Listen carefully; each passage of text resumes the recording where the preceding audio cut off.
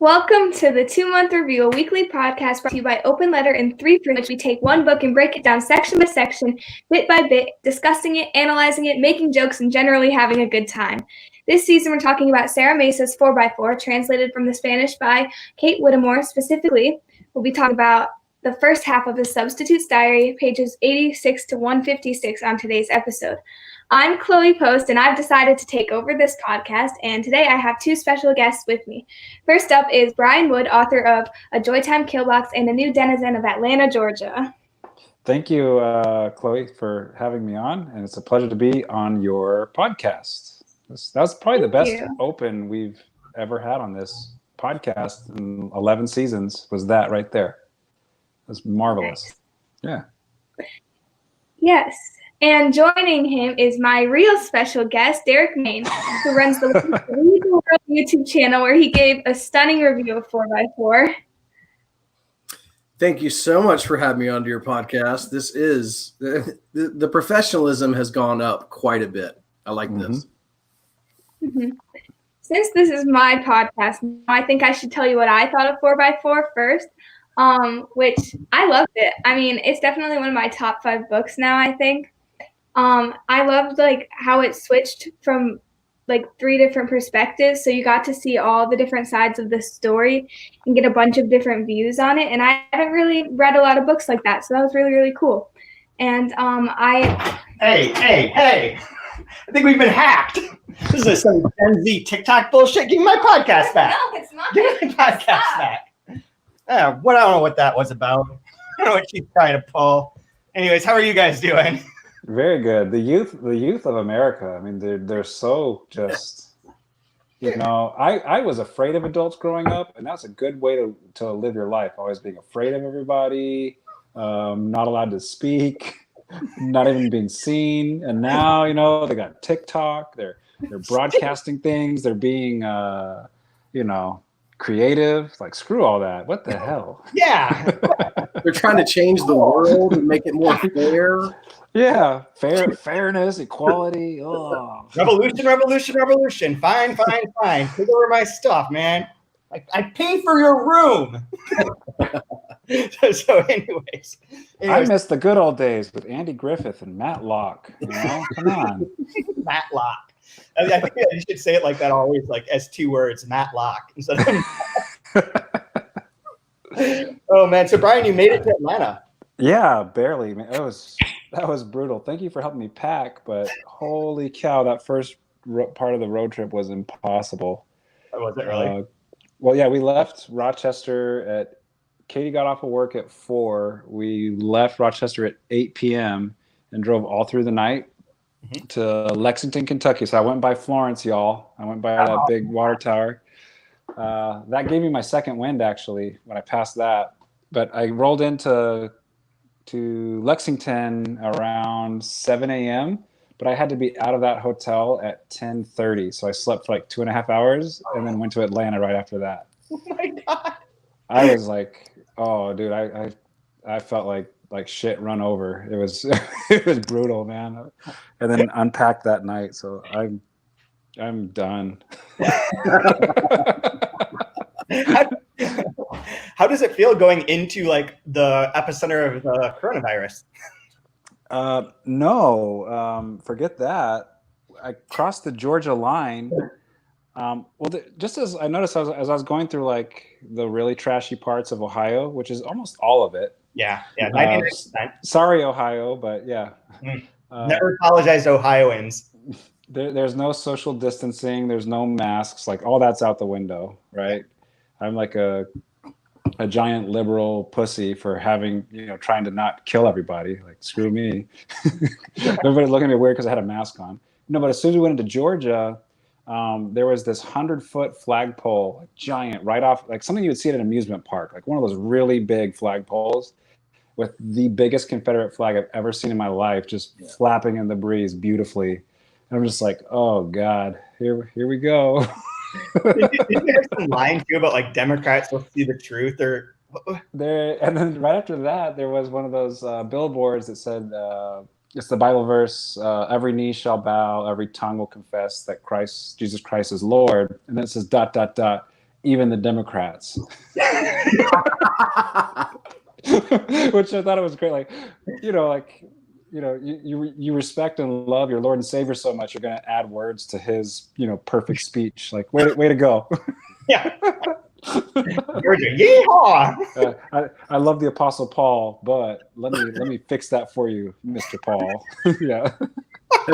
Have you ever lived down here before? Is this your first? No, I used to spend summers in rural Arkansas. Okay. All right. There could be a lot of those moments coming for you. Yeah, but no, like Atlanta itself, it's it's a blue dot. So I mean, Atlanta's cool. I like Atlanta totally fine. But yeah, driving in and around it was pretty bizarre. It's a different type of country than I'm kind of used to, being near academia and that sort of stuff. So yeah, it's cool. It's different. It's a new experience. It's great. And I know that you weren't able to find your book until yesterday. It was the second to last box I unpacked was 4x4 by Sarah Mesa. Found it. But Derek, where are you in the South? I'm in North Carolina.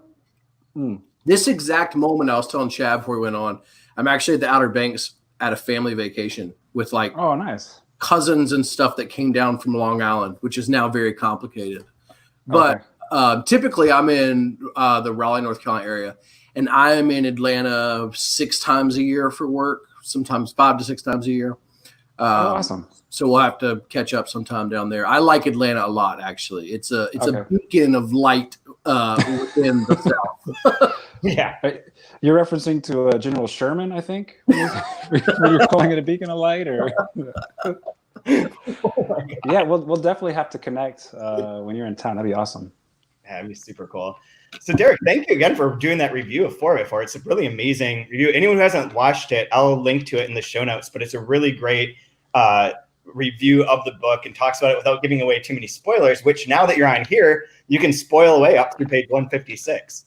Yeah, and I didn't reread it since I think I posted the review like last week. I had read it a couple weeks ago, but what I did do today was I went through to see what point we're at, because when I listened to The Invented Part and Death in Spring and some of the other Rotorata stories like contemporaneously while I read it with you guys. Right. And I always really enjoy doing that. And some of those I did like long before. I mean, long after it was done. Yeah. So I don't want to like spoil anything past this. And one thing I noticed as I like ended this section is we're still not at a spoilerable thing. It's very atmospheric still.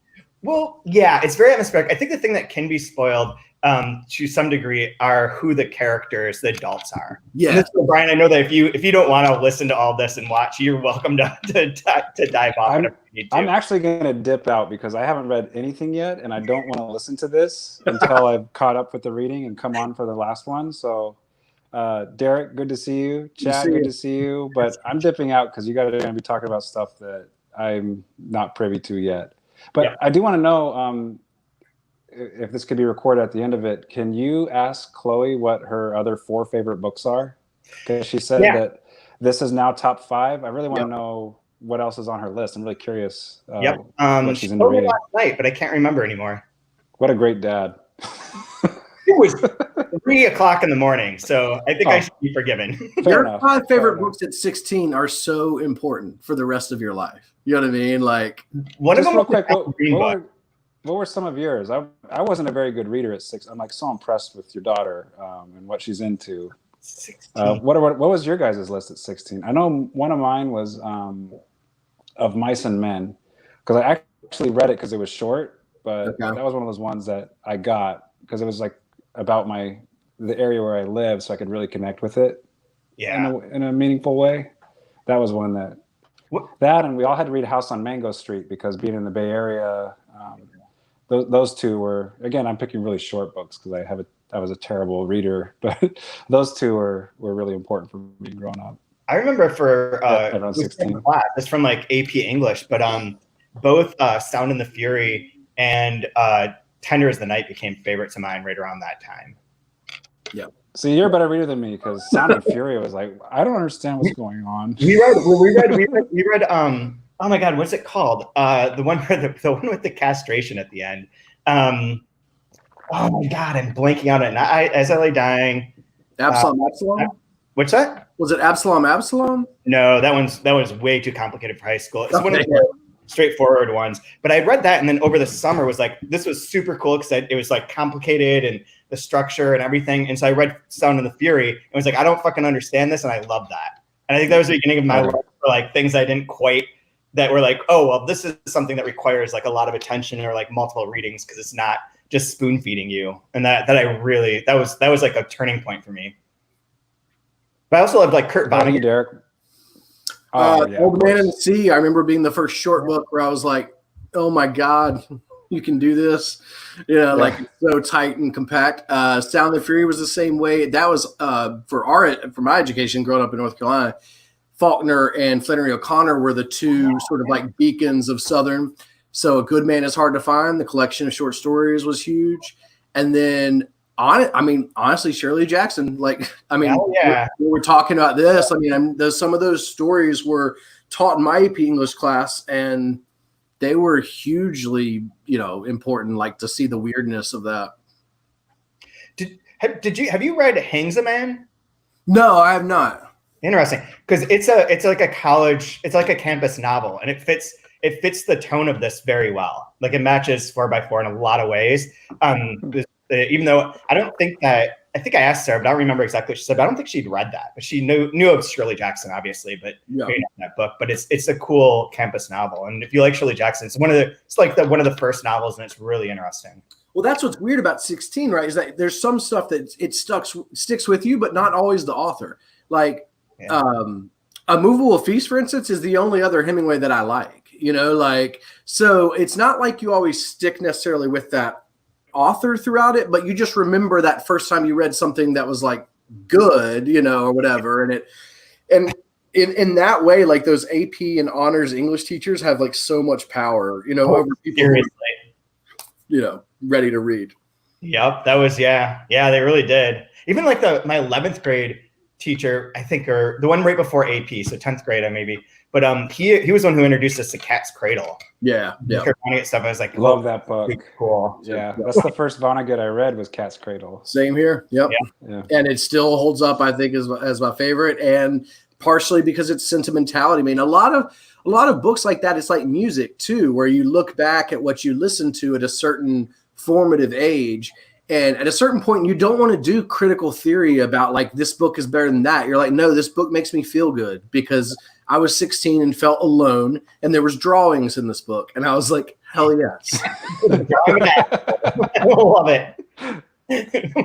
That's on Breakfast of Champions, right? Yeah, it's on Breakfast of Champions. Yeah. It's still such a good bit. Yeah. All right, well, find out what those ones from Chloe are, because I want to hear that when I listen to this back. But Derek, good to see you. Chad, good to see you. I'm going to dip out so you guys can actually talk about 4x4 intelligently, and I'll get out of the way so you can do that. Stay safe, man. Stay safe and stay away from Confederate flags. Bye, gentlemen. We have a comment already that someone at 16 read Slaughterhouse-Five, which led to Pynchon, Barth, and Gaddis, which is pretty much my trajectory too, Chris. Yeah, that was it's pretty close. So I was lucky. I had an uncle who was an English professor at Wake Forest. And so once he figured out I was into stuff, he introduced me to Barth. That was like the first thing, which I actually didn't take to, honestly. But from there went to Gaddis, and then I was immersed, Yeah. Well, awesome. Well, let's talk a bit about 4x4. So we went through the first part last week, and this is the only one that we're splitting into 2 episodes. So we're only through half of the Substitute's Diary. So we can sort of recap where we are. But like you mentioned at the start there, we aren't to the spoilers yet, really. Although there are a few things like who the characters are, the adults. Like in the first section, we get the relationship of all the children and like the power structures among the children and like the parallel lines between Celia being like disposed of and Ignacio becoming the Ignacio that we see now. But this time it's so much more about the adults and like their power structure. And there's moments where like you can either just trust blindly that all the people are the same, but we never knew what like the headmaster's name was. Right. The booty doesn't have a name. The assistant headmaster doesn't have, or the counselor doesn't have a name. And so at the beginning of this, now that these adults have names and aren't just like nicknames, but are people like Senior J, Marietta, all these people suddenly have names. You can see that things have shifted, and that there's been a shift within in the college as well. And I think that that's like an interesting. It was one of those like kind of not really like a spoiler or like anything, but there is something to it. There's something interesting to like having to notice that and figure it out. Yeah, and I think that the fact that you have an outsider driving in, that's how this section starts, and so we kind of know that his story is going to unfold as we're reading it, is a really cool literary device, because we've got that opening where, all right, we know something weird is going on, but it's told through kids and it's so vague and it jumps around. It was very hard for me to get my bearings in that first bit. Yeah. I liked it. I loved the writing, but it was hard for me to get my bearings about what's going on. And now it's like it almost slows the pace down a minute and says, all right, well, now we're going to find out through this narrator. Yeah. I really like that. Who really is like a stand-in for the reader. Is like if the text is Wybrany College and its power relations, he's the one that's investigating it for us. Almost a detective in a way. Absolutely. Yeah, I mean, I thought about this. I thought this was cinematic throughout, and in fact, maybe this is one of the like, bugaboos about translated literature versus not. But if this would have been an American language, whatever, it would have been a movie. Like somebody would have bought the rights. 100%. If Amazon or Netflix or Hulu is listening to this, you can still buy those rights. They are still available, and we make a great series. It would be incredible. I mean, it'd be incredible. Like you see that scene where he's driving up into the college, and the amount of stuff you could do outside the college walls, like how much you wanted to show or not show that. Sarah Mesa chooses to not show hardly any of that. Except for like when Celia visits her mom. Right. At the very end of this part, but we won't talk about that. Yeah. Right. But you do get those little glimpses of like that the world's been irrevocably changed. Oh, you could do something. You could actually have a whole scene about the field trip.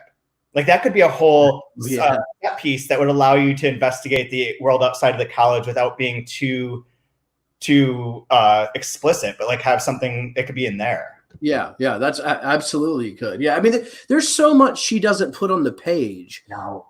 That is what brings me to this. Like I kept wanting, is Gabriella the name of the maid?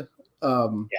Okay, so I kept wanting Gabriella's home life at the college. Like I wanted the camera to zoom to her, but we're in a journal. So like the constraints that Sarah Mesa set up to write it, like make it really interesting because there becomes all these spaces of silences and unknown that when you fill it up with your head as you're reading something dark like this, you could fill it up very darkly, Yeah, absolutely. So to recap for anyone who's listening to, so the thing that happens in this section is that this guy going by the name Bedragare arrives at Wybrany College to be a substitute for a teacher who come to find out his name is Garcia Medrano. And Garcia Medrano has gone away, not sure why. Nobody really tells him anything. And Bedragare is not really Bedragare.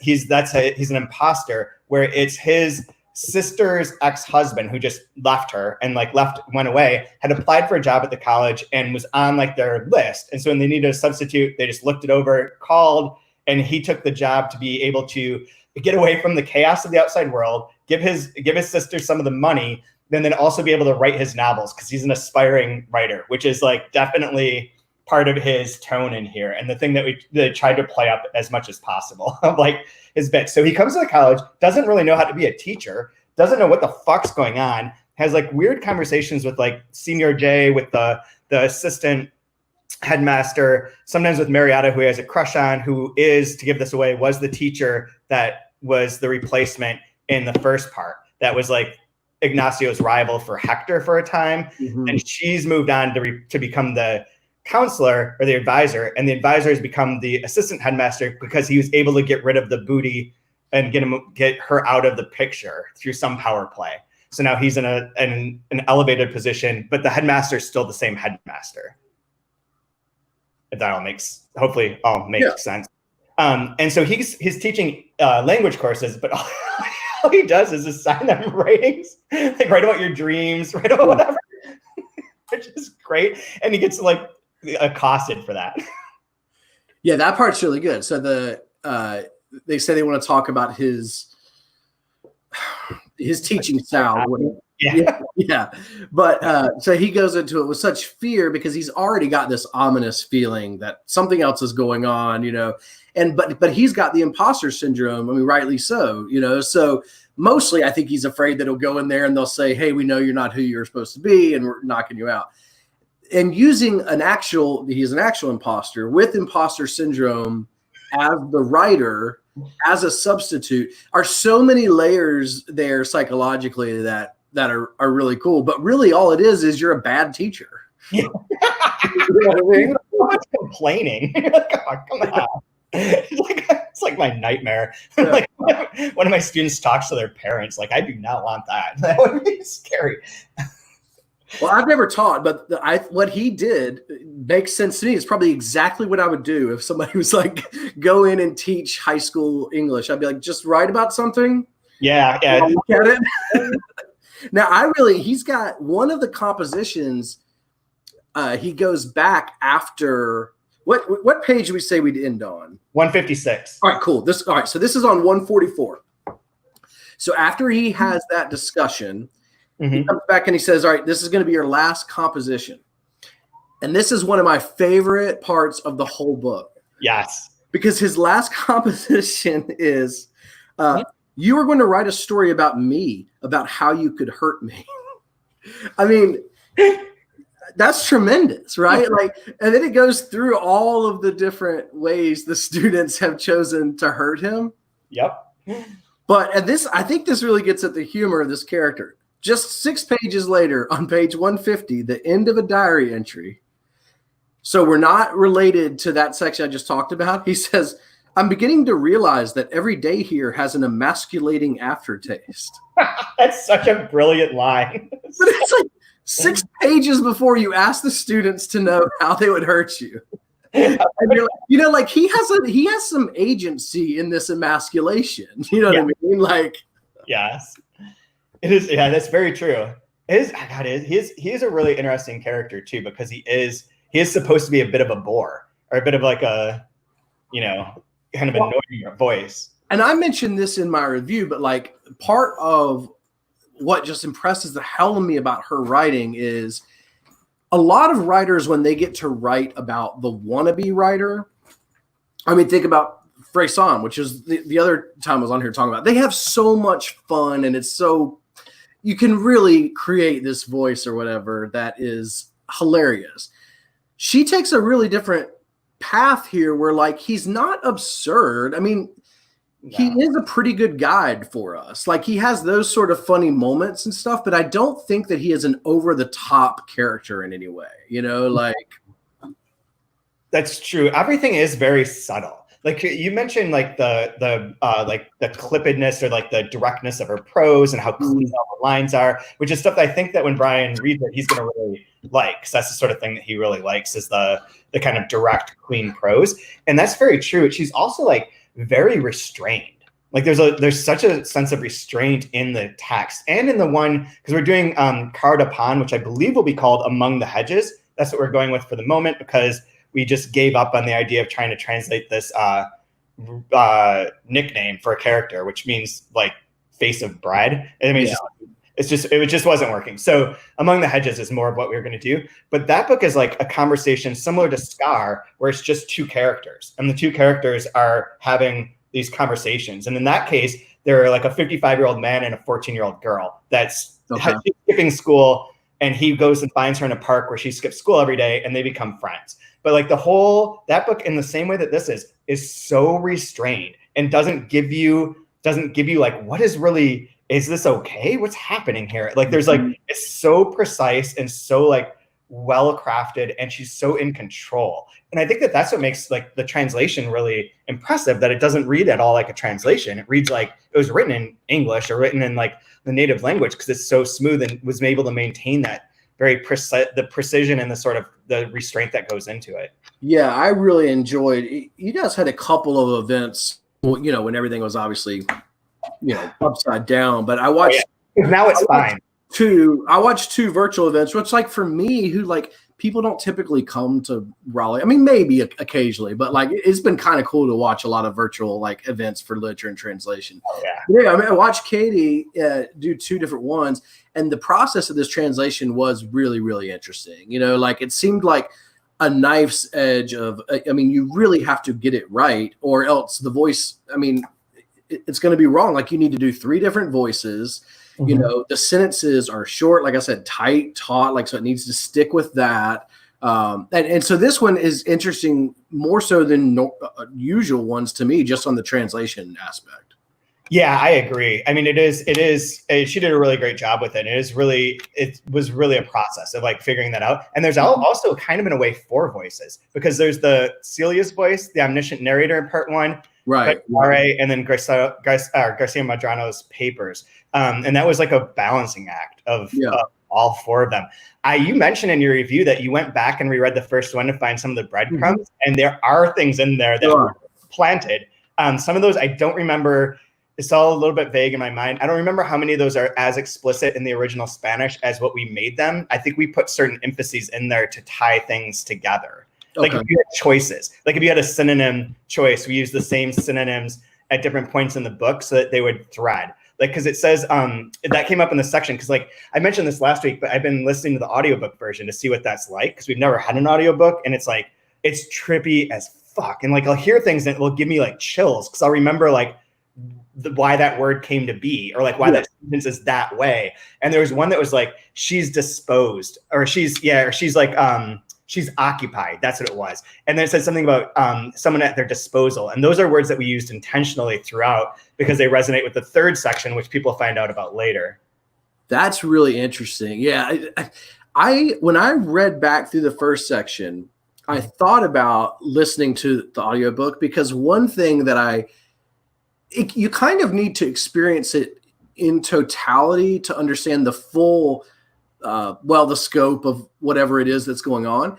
But then once you do, you realize that this is like very reminiscent of nightmares. Like as you're reading, and like when you wake up from the nightmare, you don't remember every detail or whatever. There's that feeling though, that it's like, I walked into this room and something was not right. Yeah. And this person was here and that person was here.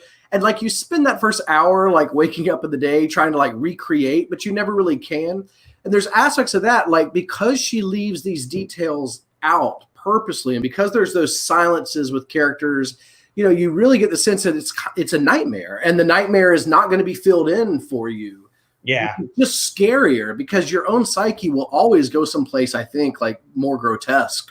Yeah. Yeah. And and that really happens in that first part. And it will happen more at the second part as time goes on. Because like you say, we're at the point right now where he's like, still figuring out like something's weird. He's had this really weird conversation with Ledesma, and Martinez sort of gives him hints of things, but like Martinez is one of the other teachers that he plays chess with and drinks whiskey with, 2 good activities. But he's still, Martinez isn't really giving him like the full explanation that he knows, and he's been there for a while as like what the structures are. And then Ledesma gives him like a really kind of weird, oblique sort of like references to things. Same thing with Senior J, but he keeps referring in this part to being like that there's a code, or that they know things and they expect people to just know them, but there's no way that a new teacher would understand like what the hell's going on, because these people aren't speaking things directly.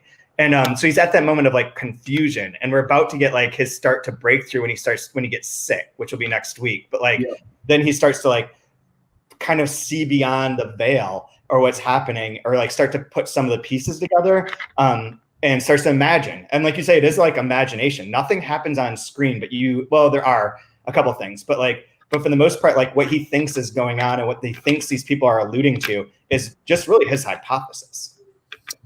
Yeah, exactly. And the thing about the code, that's interesting, because when you think about, if you start any new job and you've started off as like an imposter in an institutional setting like this, of course there are codes. Like, so that's what's interesting too about the nightmare quality, is that some of it you could start to convince yourself you're going crazy. Yeah. Like as the substitute teacher. And sometimes even as the reader, you're like, maybe this is fine. You know what I mean? Like, and this is just a rich people's college. You Yeah. know what I mean? Like, People live at college, but maybe just like this. there's these codes, okay? Like, because so much of the thematic quality to me of this is about the power structures, and codes are integral to power structures, and there has to be necessarily sort of a hierarchical nature to when you learn this and when you learn that. That's why like religions like Scientology work, right? Because like you pay to be on this level and this level. In little institutions like this that are cordoned off from a violent, scary world, I think it makes sense that there'd be codes and you kind of have to accept as you step up. But then at some point, you're going to walk up those stairs to a point where your own moral compass is going to have to be faced with something you have to make a decision about. Yeah. And that's something that I mean, that's well beyond this reading, but I think that's something that you as a reader are thinking about throughout, because you're like, when am I going to have to question this? Yeah, that's very true.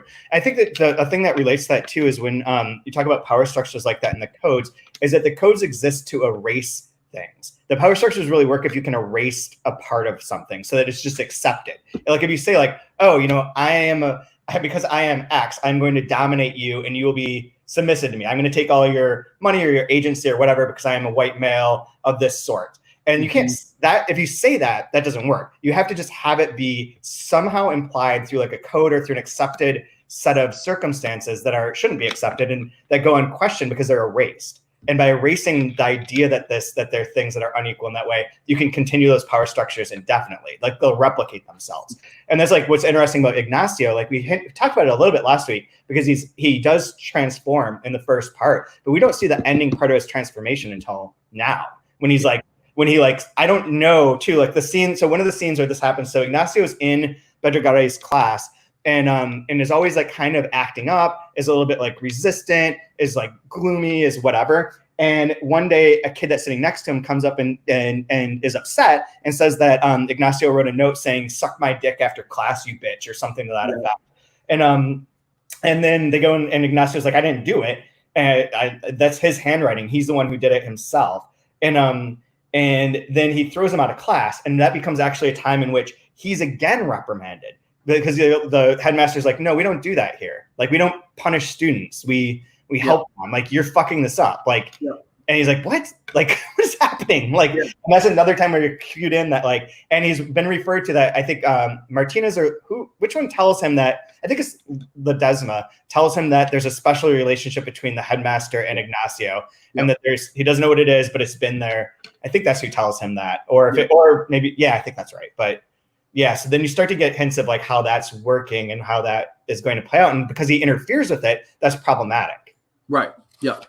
And one of the things that as a reader through a first time, so I'm imagining you read and edited this, 30 times. I think I've read it 4 times now. Okay. All right. So this first time as I was reading it, I remember thinking very early on in this section, of course they know he's an imposter. That's why he was hired.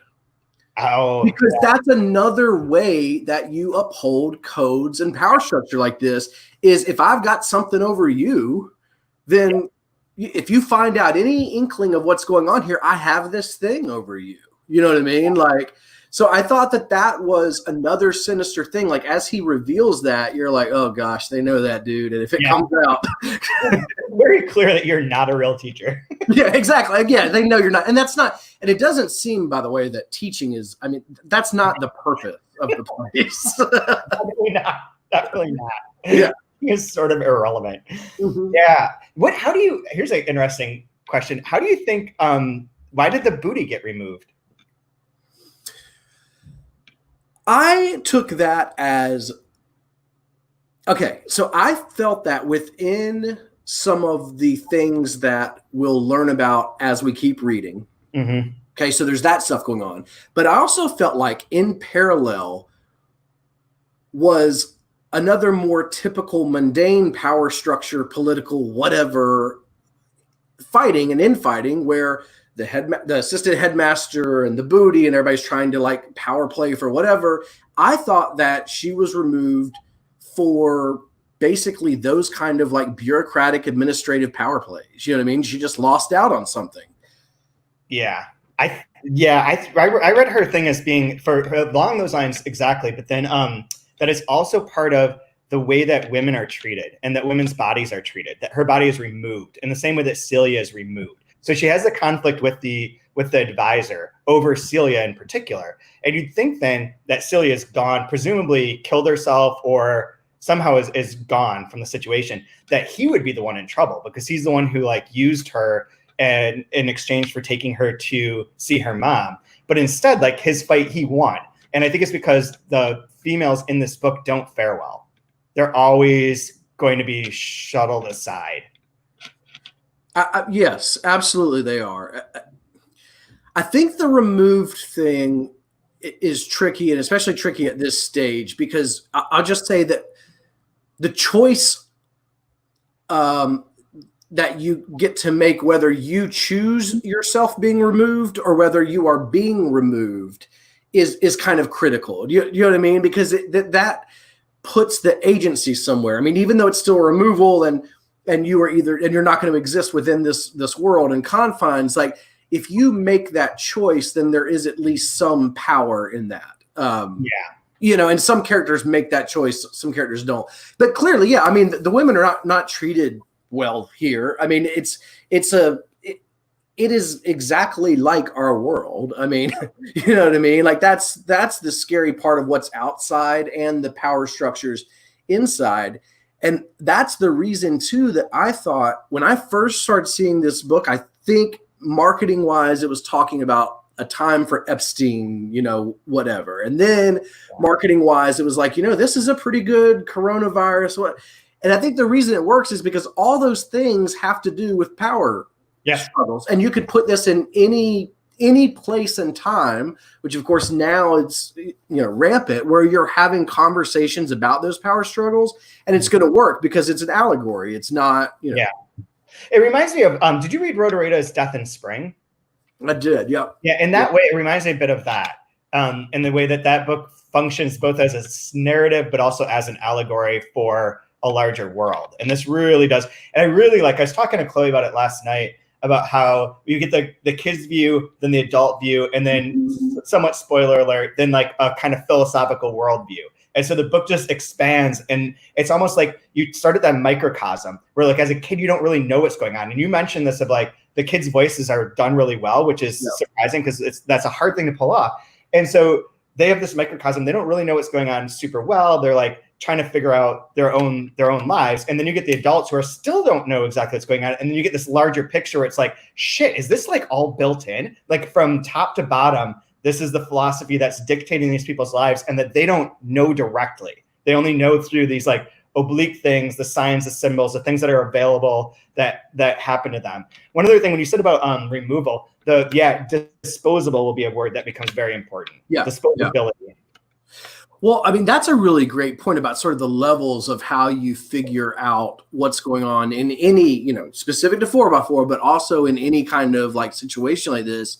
Because one of the things I noticed when I reread that first section, the kids did know, you know what I mean? Like it's just they knew it the way a kid knows something. And that is very instinctual, right? Like, and then what happens as we grow older is, you know, we start to, in that middle section of our lives, which I hope and think I'm in, and the writer was definitely in, you know, you start to try to like understand the truth, you know, capital T or whatever. Yeah. And then I think that next section of your life is sort of about piecing it all together, but in a very intellectualized way. In reality, you're still coming back to, you had that feeling when you were 8, 10, 12, 15, whatever, you had that feeling, and you spend a lot of time trying to intellectualize and verbalize that feeling, when in truth, that feeling is enough. I mean, there are things in that first section telling people run. Yeah. You know? And that feeling is like accurate. You should just run. Like later we'll deal with. I mean, that's the first scene is that running, is like trying to get away. And like, you don't know what they're trying to get away from, and like how they're trapped, and like, but yeah, it's very much like get the fuck out. And then the first scene of this, when we switch voices is someone driving up slowly to the scene. Do you know what I mean? That's going to like investigate on our behalf. You know, it's like how you deal with horror. When you're a kid, you kind of know when something's not right, I just got to get out of here. And then like there's that point, you know, I think about our age or something where you kind of do want to drive up slowly and say like, what's going on here? You know what I mean? Like I can figure this out or whatever. Like, but really the kid is probably right. Yeah, that's true. That's very true. It's yeah, absolutely. It's a really, you mentioned the structure a lot, and I think it is a very well structured and interesting structured book. One thing, I don't know that we can talk about this exactly, but we have been kind of dancing around it, and it was part of your review that I really wanted to bring up, was the idea that the book's not prescriptive, that doesn't give you a solution for these problems. And I think that that's really interesting. And I don't know, like it makes it depressing in a way to be like, well, yeah, there's no real out, but it is, yeah, I don't know, something about it is really interesting. I'm curious if you still, how you think about that, or if you wanted to talk about that a little bit more, because I think that's a really interesting point of your review. Yeah, I mean, I just think that there's different types of writing and different types of philosophical writing. And this to me is a philosophical writing of a kind that is describing the nature of power, nodes of power and how they're going to express themselves, right? Mm-hmm. But it is not coming away from this with necessarily any good feeling, and it gives you no prescription on how to beat it. The prescriptions that it does give, which come up later, are not satisfactory, you know, as far as ways to live. So I think that I don't want prescription from her. Do you know what I mean? Like, and there's certain writers where like, I do maybe want a hint of that or something, but to be honest, like all of that is science fiction, because like think about the world we're in right now. Like no one has the prescriptions. Right now we're talking about defund the cops, you know, and like I'm all about it. Defund the cops. Yeah. What do we do when private security companies spruce up across, you know, the rich suburbs of this country and are allowed to carry a gun? You know what I mean? Like it's not as if we as a society are sitting around with like a lot of prescriptive stuff. And so in my literature, like I'm not necessarily looking for prescriptions, but I do notice when they're not there, only because it makes me want to ask Sarah Mesa, like, hey, do you think we're screwed? You know what I mean? Like, because, I think he does. I think she probably does, you know, which is fine. You know, like that's what she thinks. So I think that's just more where I took it, was that I thought as I was reading it that it would come to a more satisfactory philosophical conclusion, and it did not. And I don't mean that it's not, you know, enjoying to read, because it is, but you know, you're not going to leave this book, I don't think, feeling great about the state of things. Yeah, it is. Yeah. There's what was I going to say as you're saying that? There is like a okay. So like there's that whole Bakhtinian arguments. I think it's in his like theory of the carnival or whatever it is, but how the different voices, different characters that are successful become like your hero. And they are sort of like a stand-in for the author's point of view in most cases, as like what they want out of like all the different philosophies, all the different viewpoints that they throw into the book. There's the one that like wins somehow, and that's the one that they're tacitly or directly supporting. And in this book, that is not like, who is the hero of this book? There's no one. There's no one that's even like, I mean, is it Celia? That's not good. If it is, which I think I would venture to guess that if you got Sarah Mesa in the mood to talk about that, she would say yes, I think. I mean, because there's no other option, and certainly she has heroic qualities. So, but it just can't be for our lives. You know what I mean? Like that can't be the answer. No. But unless it is, I mean, certainly it wouldn't be the only fiction book that leaves you, you know, upset. And one thing which made me think, one thing I did want to say about this is that there's a perverseness in how fun this is to read. Yeah. You know, like Chloe at the beginning, your daughter said, like, this is one of my top. I think you can hand this to about anybody and be like, you're going to enjoy reading this. And not everyone is going to come away wanting to talk about, you know, the dark philosophies or whatever. Like it's a page turner. You know what I mean? Like as far as what will happen. That's what she said. Last night she was talking about how she really liked all the characters and she really felt for all the characters and like even the substitute and everyone, and felt bad for them and like was really involved with it. And that was her thing. So yeah, it does have like true like plotted page turning elements to it. Yeah. Even if it is like a philosophically brooding sort of novel or an atmospheric sort of novel in a lot of ways, it does create these situations that you feel for them. I think the hero is in it is Sarah Mesa. I think if we believe that this is an allegory, then that means it is representative of our current life, you know? Yeah. And I think if there's a hero, then it's someone who is going to be brave enough to say, this is what it's like.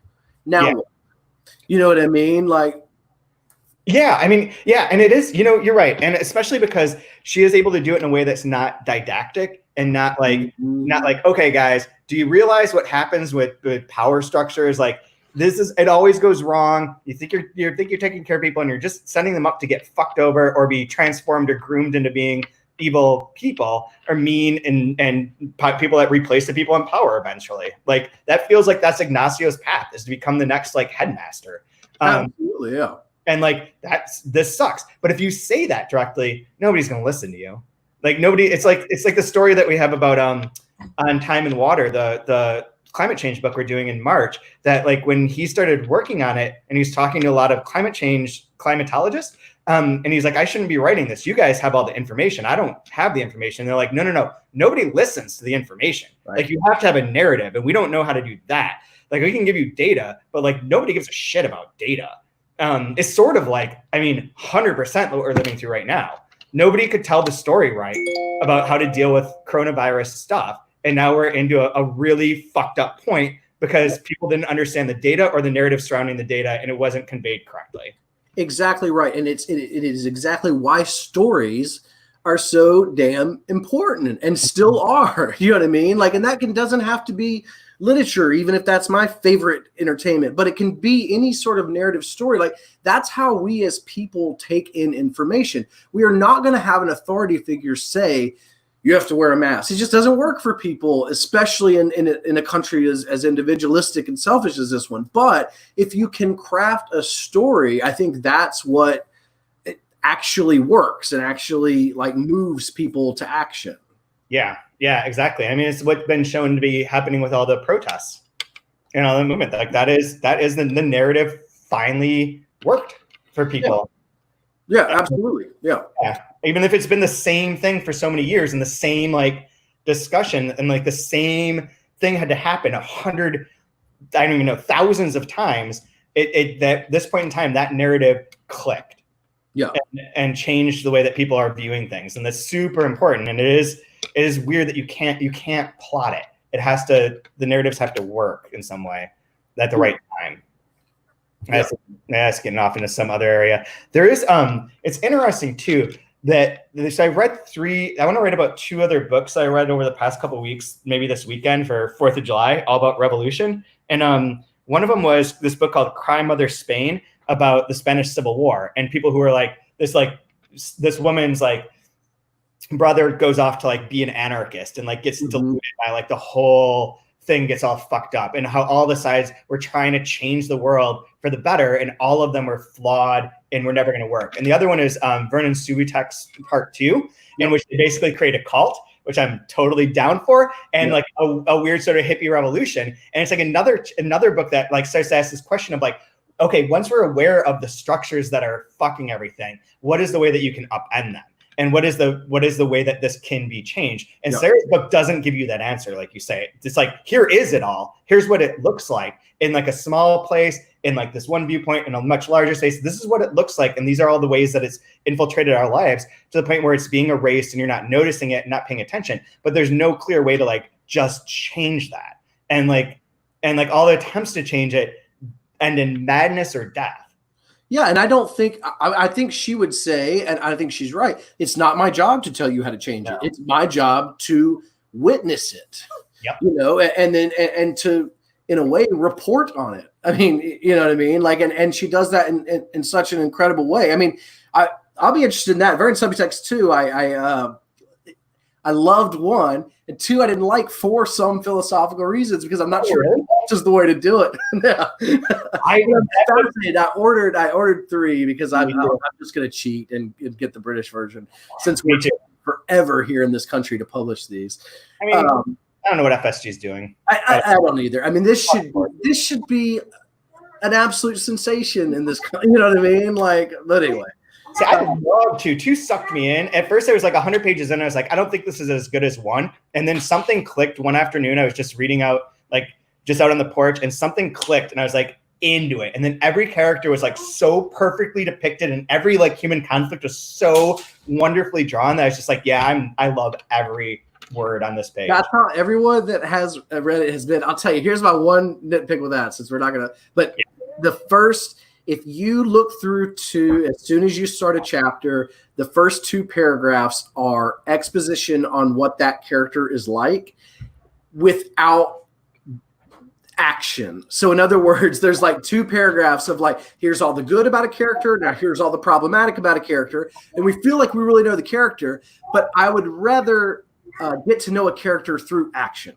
And that doesn't, you know what I mean? Like, yeah, I can get that. I really I think it's impressive how she can delineate characteristics of human thought and people in such a way. Like, I forgive that for that reason. Like, it wouldn't work for most people, but it's so perfectly drawn, in my opinion. I love all the, there's so many quotes that I have marked from that book. It's insane. Like, it's way too many, but anyways. So I'm going to need to get going because I have a meeting in 5 minutes. So what is your favorite line from this section? Man, I went ahead and I shot myself in the foot by saying it earlier. But I'm going to repeat it because it's worth it. So 150, I think, 150. I'm beginning to realize that every day here has an emasculating aftertaste. That emasculating aftertaste is such a good turn of phrase. It's so good. It's so good. I kind of like to find it because I listened to it, but the one that I stuck in my mind, and I remember this from when we were going through it too, is when he writes, "This is not a novel." Yeah. And like, I fucking love that. Like, in the middle of this long section of this novel, you're like, this is not a novel. This is a journal. This is like reframes what you're reading, which I think is really cool. Yeah, that's great. Yeah, that's awesome. Super cool. So Derek, where can people find you online? Twitter at Derek Maine Reads, and then on YouTube, Read the World, and those are the only places. And like favorite the videos, watch them all. They're all very good. They're well crafted. You put a lot of effort into putting those together, and it's really impressive. Thank you. Yep. I don't even know how you do it. It just seems amazing. I don't know how to do it, so I just learn as I'm doing it. Good enough. You're learning fast. Yeah. Thank you again for coming on, and I hope you have a safe and adventurous vacation. Thank you very much. Thanks for having me. Cool. Talk to you soon, man. Later.